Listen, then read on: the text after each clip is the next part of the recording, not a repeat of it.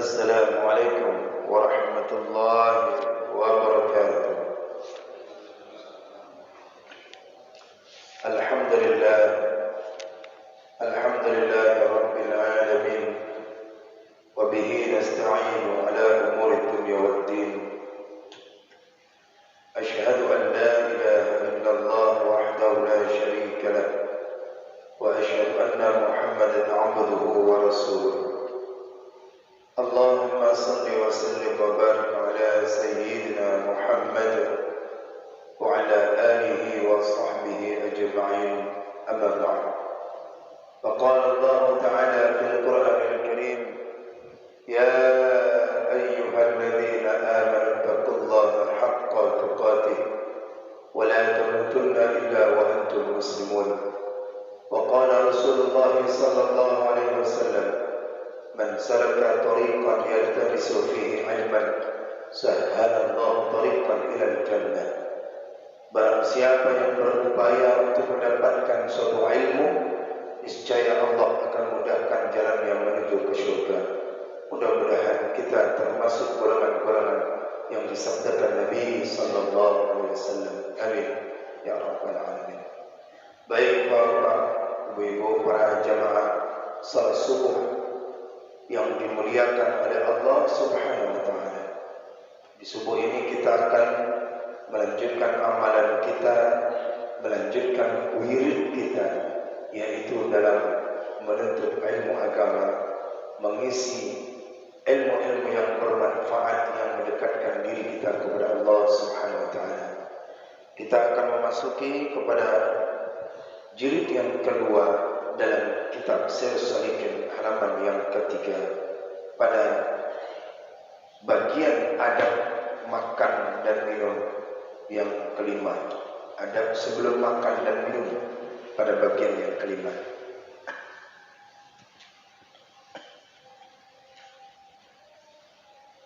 Pada pertemuan yang lalu, bahwasannya seseorang itu sebelum daripada makan, maka dia harus memiliki daripada adab, dan dia memiliki 7 adab. Adab yang pertama, maka bahwa makanan itu adalah makanan halal.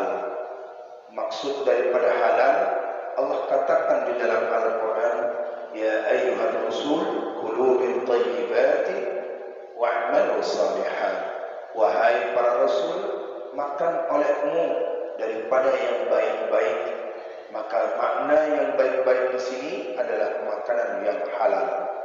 Yang kedua adalah sebelum makan, maka membasuh tangan terlebih dahulu. Artinya, kata Nabi, wudu itu sebelum makan dapat meniadakan kefakiran, dan sesudahnya itu kemudian daripada makan itu menafikan was-was syaitan dan membaikkan penglihatan. Nah, ini bila dia tidak mau makan. Maksud daripada wudu di situ apa? Yaitu membasuh tangan. Adab yang ketiga sebelum makan, yang ketiga adalah bahwa yang terlebih utama adalah menaruhkan makanan itu di atas. Menaruh makanan itu di atas seperti yang suatu tempat yang dihampirkan, dekatkan pada tempat makanan. Dan ini pernah dilakukan Nabi sallallahu alaihi wasallam. Bahwasannya meletakkan itu di atas, atau mungkin di atas safarah. Makna safarah, makanan itu diletakkan di alas. Jadi alas bukan berarti meletakkan di atas meja itu tidak baik, tetapi bid'ah mubah. Artinya sesuatu pekerjaan yang dibolehkan. Tapi yang sunatnya itu adalah di alas. Yang jelas di alas. Mau diletak di atas meja makan juga boleh, hukumnya boleh. Tapi sunatnya di alas ketika saat makan. Kemudian yang keempat adalah membaikkan kedudukan seseorang ketika makan, dari mulai awal sampai akhir dia makan. Boleh dia duduk dengan cara duduk bersimpuh, ya. Duduk tawaduk namanya. Boleh dia duduk dengan cara yaitu duduk iftiros, kaki kirinya atau didudukkan kaki kiri dan kaki kanan menempel ke dada. Itu yang telah dilakukan oleh Nabi sallallahu alaihi wasallam. Kemudian adab yang kelima sebelum makan itu. Mana dia? Ini yang akan kita bacakan. Bismillahirrahmanirrahim.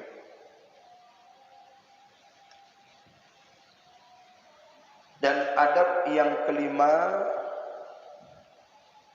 sebelum makan itu bahwa berniat ia dengan makanannya itu akan kuat dengan dia atas berbuat taat akan Allah Ta'ala, supaya jadi makanannya itu akan taat, dan jangan mengkasat dan jangan bertujuan dengan makannya itu akan berlezat-lezat dan bersedap-sedap jua. Jadi ketika kita makan, sebelum makan itu niatkan, ya Allah jadikanlah makanan ini untuk kuat dalam beribadah. Tubuhku misalnya, kita katakan semoga dengan makanan ini akan memperkuat tubuh kita untuk berbuat ketaatan. Jadi makanan itu menjadi makanan taat.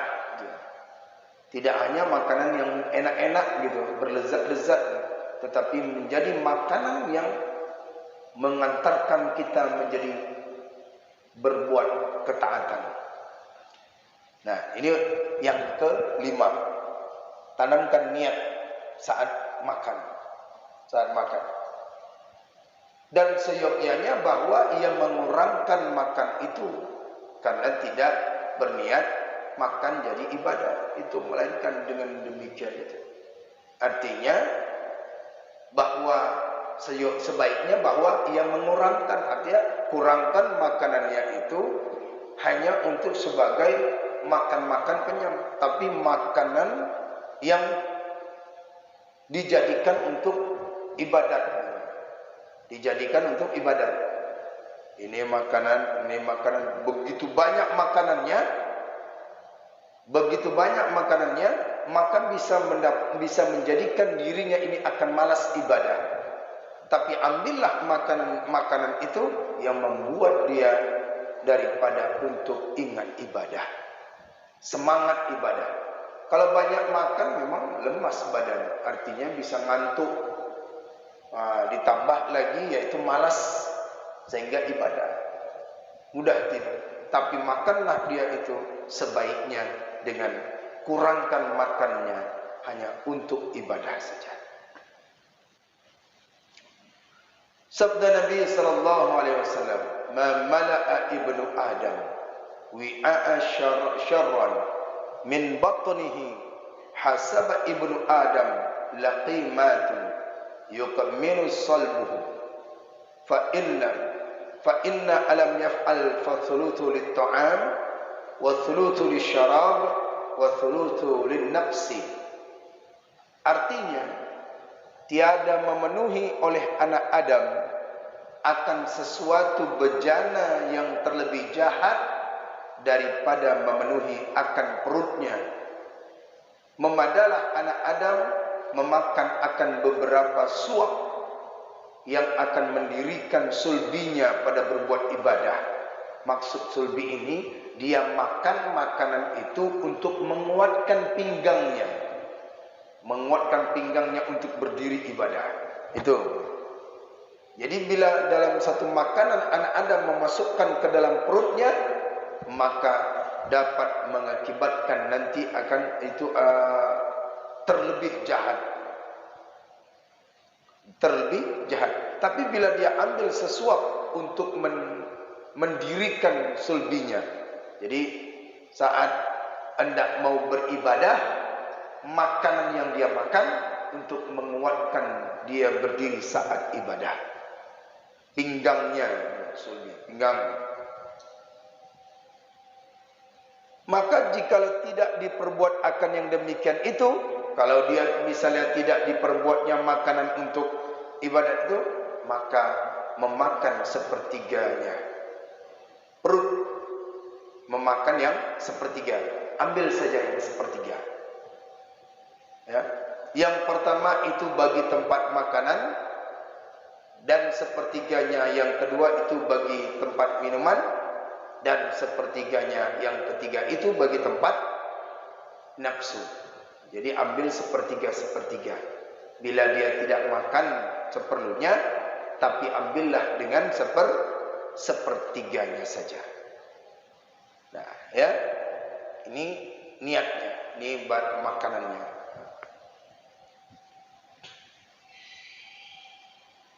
Ya, seumur-umur kita nih sekarang ini udah mulai mengurang makanan ini. Kalau udah mengurang makanan berarti kan udah mulai kurang nikmatnya.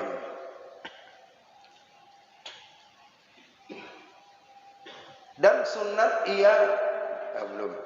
Dan lagi seyogyanya jangan ia makan melainkan kemudian daripada lapar. Kalau sudah lapar betul baru makan. Mengapa? Karena memakan padahal ia kenyang itu mengerutkan hati, mengeratkan hati dan menggelapkan akan dia. Kalau dia itu makan dalam keadaan masih dalam kenyang, banyak makan, ya, maka bisa dapat mengeraskan hati dan menggelapkan hati. Maka waktu dia lapar makan saja. Tapi kalau dia masih makan lagi, ini akan gelap hati. Gelap hati. Dan hati menjadi keras. Hati menjadi keras.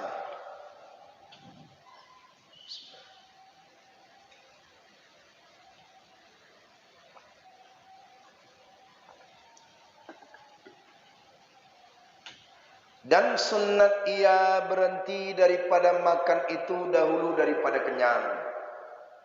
Sunat berhenti makan daripada makan itu sebelum daripada kenyang, dahulu daripada kenyang. Itu adab yang kelima sebelum makan. Berniat makanan yang dia makan untuk ibadah.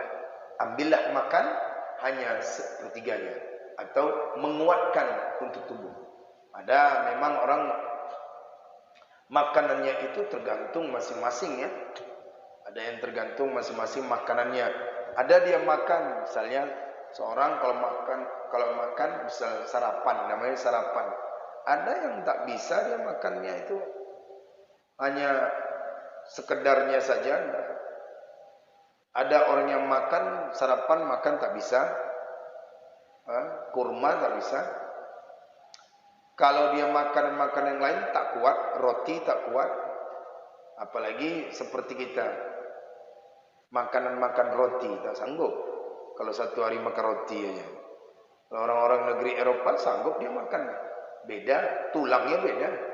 Tulang kita tulang makan nasi. Di Arab aja kalau nggak makan nasi nggak enak. Cari juga nasi. Dicoba untuk orang-orang umrah itu makanan-makanan orang Arab, nggak kena juga. Padahal enak-enak makannya, tapi nggak kuat ibadah. Dicari juga gulai jengkol, dicari juga yang ini bakso, yang biasa makan bakso. Ada jual bakso di sana, nggak mempan dia makan nasi, cari bakso. Di Tower Zam-Zam itu ada jual bakso. Sarapannya dikasih sarapan bubur misalkan. Untuk duduk-duduk nggak ada pekerjaan lain, nggak sanggup. Akhirnya makan nasi sarapannya banyak. Jadi menurut kemampuan seseorang di sana. Kalau di sana pagi makan, teratur kita makan, pagi makan, siang makan, malam makan. Kalau bapak dan ibu sudah mengumpulkan uang untuk umroh nanti, rasakan di sana. Makan aja lah. Pokoknya nggak di sini di sana sama, makan aja pak. Bentar nanti di bus diantarin nasi lagi. Beneran, pokoknya makanan itu diantar untuk kuat ibadah. Kalau nggak ada yang sanggup berjalan jauh sana, bolak-balik Mekah, Madinah, kemudian dari hotel ke Mekah. Nah, tujuannya itu apa? Supaya menguatkan ibadah. Ya. Kita pergi ke sana udah tinggal beres saja. Hotel itu menyediakan makanan untuk orang-orang yang beribadah. Maka makan. Jangan sampai nanti ketika itu makan tidak ada niatnya. Maka diniatkanlah makan itu untuk kuat ibadah. Apalagi berjalan dari hotel ke masjid itu aja menuju ke tempat Ka'bah itu jauh berjalannya. Hotelnya dekat, dari pintunya ke Ka'bah itu jauh, perut bisa lapar. Bukan lapar lagi, oke lah, tidak masalah. Ini sholat perut kita bunyi, nggak enak didengar kawan sebelah nanti. Makanya makan di rumah, di hotel makan. Nah, maka niatkan makanan yang kita makan itu mengkuatkan ibadah. Itu yang kelima, adab yang kelima. Yang keenam, adab yang sebelum makan, bahwa ridho ia dengan makanan yang ada kepadanya daripada rezekinya, dan ridho ia dengan makanan yang hadir padanya. Dan jangan ia bersungguh-sungguh pada menuntut makanan yang sedap-sedap dan yang lebih-lebih, dan jangan ia menanti akan lauk makan yang baik. Baik-baik ya, makan yang baik-baik daripada gulai-gulayan dan sayur-sayuran. Yang keenam ini ridha terhadap makanan yang diberikan oleh Allah. Ya, ridha diberikan karena itu rezeki. Ya, kalau sudah ini makanan yang kita dapat dari Allah, ya udah makan, itu ridha kita. Dan ridho pula makanan yang di depan kita ini. Nah, ridho dan bersungguh-sungguhlah. Jangan kita mintakan, jangan bersungguh bersungguh, makanan ini kurang sedap ini. Nah, jadi langsung dia menyatakan ketika hadir makanan dibuat oleh istrinya, dibuat apa ini makan tak sedap nih. Enggak senang. Itu di makanan yang sudah di hadapannya udah langsung dipolisinya, tak enak. Itu. Sebaiknya tidak. Dan dia itu jangan pula menanti mana sayurnya, mana ininya, mana gulainya. Nah, dia langsung makanlah apa yang telah diberikan oleh Allah. Itulah rezekimu. Walaupun itu cuma makan sekedarnya saja. Makan yang diberikan, walaupun cuma makan dengan sambal aja, walaupun makan itu dengan dengan telur aja udah, atau dengan garam, itu tanda ridha terhadap apa yang telah diberikan rezeki oleh Allah Subhanahu wa taala. Enggak mesti sayur ini. Itu nafsu. Itu adab yang kelima. Dan adab yang ketujuh sebelum makan, bahwa bersungguh-sungguh ia memilih makanan itu beserta dengan orang banyak, dan jikalau bersama-sama dengan ahlinya dan anaknya sekalipun. Karena sabda Nabi sallallahu alaihi wasallam, ijtama'u ala ta'amikum yubarik lakum fihi. Ijtami'u ala ta'amikum yubarik lakum fihi. Berhimpun oleh kamu atas makanan kamu supaya diberi berkat bagi kamu di dalamnya. Jadi yang ketujuh ini adab sebelum makan adalah makanlah kamu berkumpul-kumpul. Karena dengan makan berhimpun itu berkumpul mendatangkan berkat di dalam makan itu. Jangan makan sendiri. Jangan makan sendiri. Setidaknya itu dia makan adalah makan dengan keluarga, istri, anak. Setidaknya itulah. Jangan makan sendiri, tidak mendatangkan berkah. Kalau dapat ajak undang orang untuk makan di rumah kita. Dan ini adabnya nih. Jadi mengapa kita dalam pengajian ini ada makan untuk ngambil berkah itu tuh. Di dalam makan kita bersama itu ada pelajaran, ada hikmah, ada berkah. Nabi sendiri yang mengajarkan. Nabi sendiri. Ijtama'u ala ta'amikum yubarik lakum. Berkumpullah kamu atas makanan-makanan, walaupun cuma 2 orang, itu akan mendatangkan keberkahan. Makan bersama, luar biasa makan bersama. Makan sendiri enggak habis-habis. Makan bersama, sebentar aja sedikit aja udah kenyang. Makan bersama. Jadi ajak sebuah kita, apalagi setelah ngaji makan pun berkah itu. Sangat berkah. Nah, inilah dasarnya mengapa kita dianjurkan untuk makan dengan bersama-sama, yaitu berkumpul, walaupun dengan keluarga. Kalau misalnya keluarga masih lajang, nggak ada, atau pulang kampung istrinya, atau dan sebagainya nggak ada di rumah, di masjid pun tak ada makan, di warung ada. Lihat ada orang makan sendiri, Pak, numpang ya, saya duduk sini ya, makan barengan, berkah. Aha. Jadi cari yang bersama-sama makan, karena ada keberkahan di dalamnya. Jangan disepelekan ini, walaupun cuma amalan sehari-hari, adat kebiasaan, tapi di dalamnya ada keberkahan. Lihat, diperkuat hadis Nabi lagi. Dan lagi sabda Nabi sallallahu alaihi wasallam. Apa kata Nabi? Khairut ta'ami ma kathurat alaihi aidi. Bermula makanan yang terlebih baik itu, yaitu makanan yang banyak atasnya berhimpun tangan. Makanan yang terlebih baik adalah makanan yang terhimpun banyak tangan.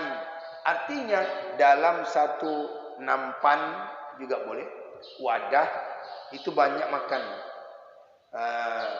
Tapi penuh dengan adab. Ini makan, di sini makan. Misalnya ini talam, makan rame-rame. Kalau dapat satu keluarga makan satu talam, itu baiknya tuh. Kalau tidak mengamalkan seperti itu, satu talam boleh. Dengan pengajian satu talam juga boleh. Nah, tapi masing-masing lah, kapling dia. Ini kapling dia, ini kapling kawannya, ini kaplingnya. Jangan kapling orang dimakannya kan. Ya, jadi makan di tempat dia. Itu boleh. Dengan cara makan berdekatan boleh. Buat halaqah, buat peta. Maka makanan itu buat halaqah. Dekat-dekat makan. Yang satu makan sana, satu makan sana.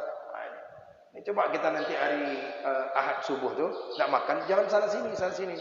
Buat berdekatan, buat halaqah. Supaya apa? Turun berkah. Nah, ini kan sehari-hari ini ya, kebiasaan kita. Maka jangan sampai kita makan bersama tapi berpencar. Setidaknya ada di situ. Buat halaqah, buat bundaran. Supaya Allah turunkan berkah. Banyak tangan yang memegang makanan-makanan itu nasi. Nah, itu hadis yang berkuat. Khairut ta'am ma kathurat alaihi al-aidi. Sebaik-baik makan apa yang banyak atas makanan itu tangan yang berhimpun. Dan kata atas radhiyallahu anhu adalah Nabi sallallahu alaihi wasallam tidak makan ia sendirian melainkan serta orang banyak. Artinya Nabi tidak pernah makan sendiri kecuali makan rame-rame. Wah, berkah. Jadi kalau memang betul-betul ikut sunnah Nabi, jangan pernah makan sendiri. Ikut Nabi lah. Tidak pernah Nabi makan sendiri, melainkan Nabi itu makan bersama-sama. Ini riwayat daripada sahabat radhiyallahu anhu. Paham ya? Makanya adakan terus, cara makan tu adakan terus makan. Rezeki itu datang. Allah berikan itu. Di situ bisa mendapat hikmah pelajaran makanan di dalam makan, berkah sehat ini.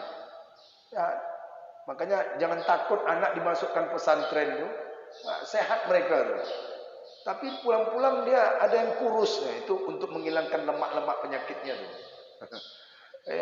Di pesantren itu makan-makan aja, Pak. Entah apa aja lah. Diantar orang tak ini buat ini berkah, itu siap makan, siap ngaji nanti makan. Kemudian ini acara. Jadi jangan takut anak nanti sakit di pesantren, jangan takut anak nanti ini. Mereka diatur, bahkan diatur makanan cara makan mereka. Baik, itulah dia 7 perkara adab sebelum makan yang kita lakukan sehari-hari Maka oleh karena itu usahalah kita untuk mendekatkan diri kepada Allah dengan cara adab ini tadi. Al-fasl tsani fi adabi halatil akli wasyurbi. Bermula fasal yang kedua pada menyatakan segala adab. Bermula fasal yang kedua pada menyatakan segala adab pada ketika makan dan minum. Nah, kalau tadi 7 perkara sebelumnya, sekarang ketika makan dan minum memiliki adab. Ya, memiliki adab. Apa saja adab makan? Apa saja adab minum? Adapun adab pada ketika makan itu ada 13. 13 adab. Kalau tadi sebelum makan 7 adab. Ketika makan ada 13 adab.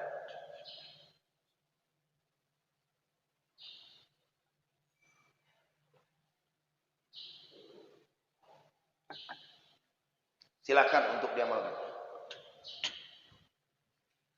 Bermula adab yang pertama ketika makan, bahwa sunnat memulai makan itu dengan bismillah. Saat dia makan, bismillah. Nah, sunnat hukumnya baca bismillah. Ada 13 ya ketika makan. Dan sunnat dibacanya pada ketika sudah makan itu alhamdulillah. Sudah makan, alhamdulillah. Dan yang terlebih baik bahwa dikatanya, ini yang terlebih baiknya. Apa yang terlebih baik pada ketika makan? Ini yang terlebih baik. Mana dia? Bahwa dikatanya bismillah pada tiap-tiap suap itu. Yaitu dikatanya pada yang pertamanya bismillah. Dan pada suap yang kedua bismillahirrahman. Dan pada suap yang ketiga bismillahirrahmanirrahim. Itu yang lebih baik. 3 kali. Misalnya makanan ini. Makan satu ya. Ini 3 makan ini. Saat makan ini baca bismillah. Bismillahirrahmanirrahim. Langsung baru makan. Sunnatnya 3 yang sempurna. Kalau kita makannya apa? Bismillahirrahmanirrahim. Ya. Langsung 1 piring. Bismillahirrahmanirrahim. Ini lebih baiknya. Amalan ulama tasawuf. Bismillah. 1 suap. Bismillahirrahman. 2 suap. Bismillahirrahmanirrahim. 3 suap. Itu coba amalkan. Kalau enggak nanti lupa.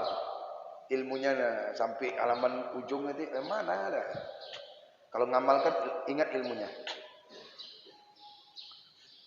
Dan sunat dibacanya akan yang demikian itu dengan nyaring supaya mengingatkan akan orang banyak. Ya. Setelah dia baca bismillah, maka bacalah salawat Nabi, Allahumma shalli ala sayyidina Muhammad. Kenapa baca salawat Nabi? Kenapa baca salawat Nabi? Sunat kata Imam Nawawi dalam kitab Al-Azkar. Dibaca doa, baca bismillah, baca salawat Nabi. Dan di akhir suratul mustaqim kemarin kita baca tu bahwasannya nasi itu mendapat kedak daripada surga. Maka nasi itu dibacakan doa. Baca bismillah dan baca salawat Nabi. Dan sunat seorang itu bacanya dengan kuat-kuat, nyaring. Kalau udah nyaring itu bukan enggak. Itu sir itu saat makan. Supaya apa? Terdengar orang banyak. Sehingga dia ketika dia makan, lupa saya belum baca bismillah. Untung ibu itu mengingatkan. Untung bapak itu mengingatkan. Dapat pahala gitu. Jadi sunat. Nah, di warung pun gitu kalau kita makan. Bismillahirrahmanirrahim. Dibaca. Mengingatkan orang. Hukumnya sunat. Tapi dengan cara yang baik ini 3 kali. Bismillahirrahmanirrahim. Itu kadang-kadang bisa lama juga. Bismillah, tapi satu gini loh. Rahmannya lama. Sikit maksudnya untuk ngambil berkah. Bismillah. Bismillahirrahmanirrahim. Bismillahirrahmanirrahim. Nah, barulah makan selanjutnya. Jadi dengan makan 3 suap yang sedikit. Nanti cara makan dengan tangan bagaimana? Nanti ke depan. Ya. Sunat dia membacanya itu bismillah dengan kuat-kuat, nyaring. Nyaring itu berarti kuat supaya terdengar itu. Baca nyaring gitu, supaya mengingatkan akan orang banyak. Itu adab yang pertama ketika makan, baca bismillah. Dan baca selawat kalau dapat, baik lagi. Lebih baiknya lagi baca selawat. Ingat ya, jangan lupa sampai tidak baca selawat. Baca selawat itu bagus. Dan adab yang kedua, sunat memakan dengan tangan kanan. Kalau makan orang yang tangan kiri macam mana? Biasakanlah makan tangan kanan. Nah, biasakan, kan bisa, kecuali dia uzur. Dan adab yang ketiga, sunat memulai makanan itu dengan garam. Pernah nggak lihat ada orang tua-tua itu makan pakai garam? Walaupun cuma sedikit Pak Haji, dimakan dia letaknya garam. Makan ada garam, garam. Padahal lauk ada, cuma makan kayak garam aja. Mengapa? Dan menyudahinya dengan garam ijwa. Ya, dia pakai garam, kemudian selesai pun pakai garam. Apa manfaatnya? Kata Sayyidina Ali bin Abi Thalib radhiyallahu anhu, man ibtada al-ghada'ahu bil milhi adhaballahu ta'ala anhu 70 naw'an min al-bala'i. Barang siapa memulai akan makanan itu dengan garam, niscaya menghilangkan Allah Ta'ala daripadanya 70 bagi daripada bala dan penyakit. Niscaya menghilangkan Allah Ta'ala 70 bagi daripada pahala dan penyakit. Jadi tubuh kita ni 70 itu akan dihilangkan. Bala penyakit dihilangkan makan garam. Yang penting ada garam rasa. Masuk garam, bukan garam banyak-banyak. Tapi kan di lauknya ada garam. Nah gitu. Di lauk itu ada garam, kan di lauk ada garam, itu lain. Maksudnya garamnya ini garamnya makanan kalau ada makan garam. Bukan garamnya banyak dimakan semua. Nah ini keutamaannya nih. Keutamaan seorang itu makan dengan garam ketika makan. Dan adab yang keempat, sunat mengecilkan akan suapannya itu. Ini Pak, Bu ya, sunat nih. Kalau kita nih kalau makannya kan begini, ini besar-besar nih. Ini. Nih. Dia waktu makan tumpuk. Cara-cara makan ya mungkin ini. Nih, begini makan. Makan ya, ini begini. Tapi sunat dengan cara mengecilkan. Nih lihat bagaimana cara mengecilkan. Sunat mengecilkan akan suapannya itu dan membaikkan ia akan menguncurkan makanan itu, menghancurkan makanan itu dengan memamah ia akan dia makanan. Sekira-kira jangan dipertelankannya akan makan itu, melainkan dengan telah lumat, betul-betul dilumat. Jangan begitu makan langsung telan. Begitu makan tanpa dikunyahnya habis-habis dulu kunyahnya. Jangan ditelan. Kata Imam Syafi'i rahimallahu taala, al-aklu ala arba'atin anwa'ul al-aklu bi usubi'il min al-muqtil wa bi usbi'ina min al-kibri wa thuluthu asabi'i min as-sunnah wa bi arba'i aw khamsi min al-syarrihi. Lihat ya, perhatikan cara makannya dengan jarinya. Artinya bermula makan itu terbagi 4 bagi. Bermula makan itu terbagi 4 bagian. Pertama, makan dengan 1 jari, yaitu daripada orang yang kena murka. Makan. Macam mana makan 1 jari? Ya. Makan 1 jari. Ini orang kena murka. Kedua, makan dengan 2 jari, yaitu menunjukkan orang itu sombong. Mana ni? Pakai apa? Pakai sumpit ya? Ini makanan orang sombong. Dua. Yang ketiga, kata Imam Syafi'i, memakan dengan 3 jari. Makan 3 jari, yaitu orang yang mengerjakan sunnat. Jadi sunnat itu makan 3 jari. Ini ambil. Ini ditolak ini. Ditolak dari 3 jari dia. Tolak. 3 jari. Ini yang sunnatnya. Keempat, memakan dengan 4 jari atau dengan 5 jari, yaitu daripada orang yang sangat rakus. Semua di bawah ini. Ini rakus, lebah rakus. Tapi kalau 3 jari tidak apa masalah, maka bantu 4 jari boleh. Bantu kalau 3 jari tidak, yang ketiga dengan bantu dengan 4. Bantu. Ya. Dan kata Sayyidi Asy-Syaikh, sangat loba kepada makanan.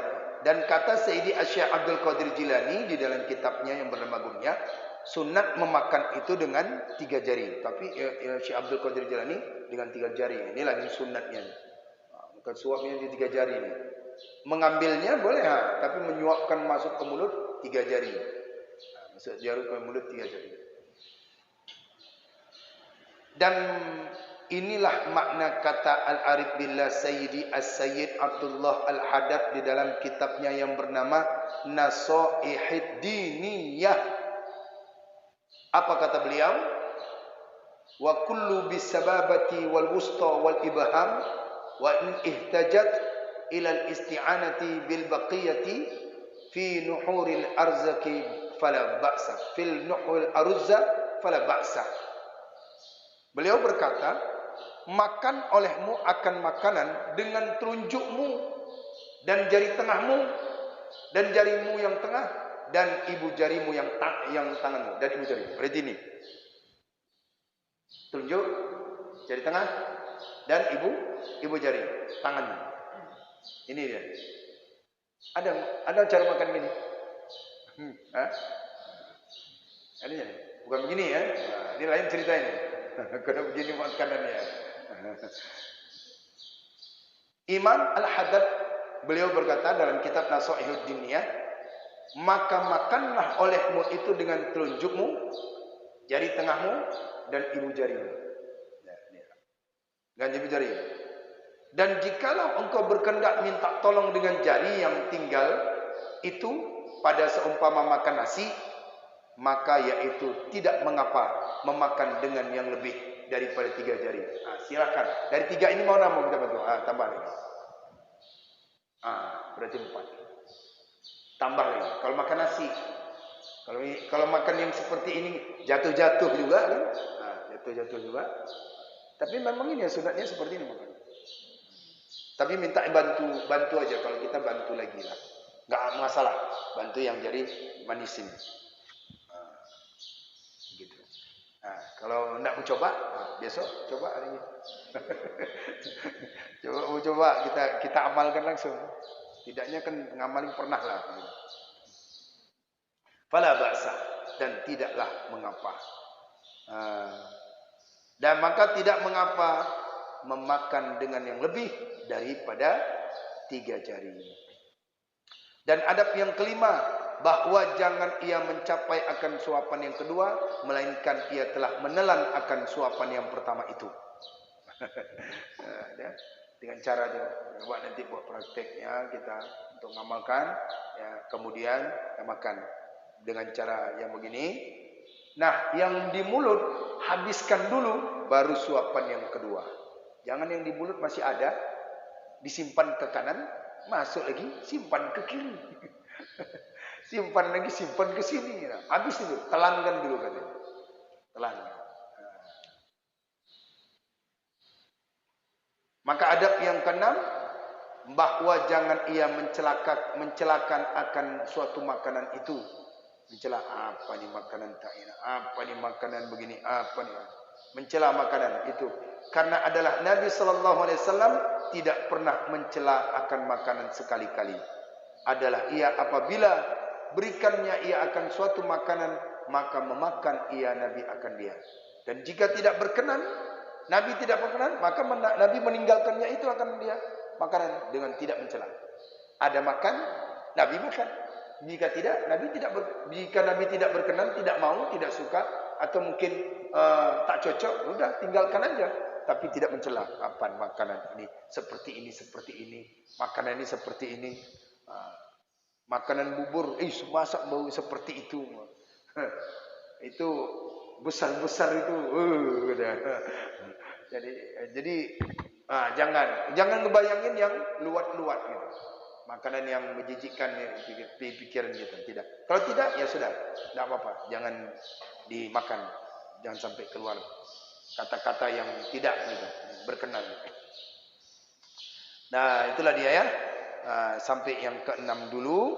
Ya, nanti kita akan bahas kelanjutan berikutnya, cara yaitu dengan ini masih dalam makanan aja, nanti begitu minum ya. Luar biasa ini, yang sangat diremehkan ya. Ditinggalkan oleh masyarakat ini tentang adab-adab makanan, adab dari kebiasaan sendiri. Ternyata kebiasaan itu bisa jadi bernilai ibadah bila kita lakukan ini, insyaallah. Baik, Bapak, Ibu-ibu, itu saja dulu adab sampai ke-6. Insyaallah kita akan lanjutkan kembali sampai adab yang ke-7 sampai ke-13. Wallahu a'lam bishawab.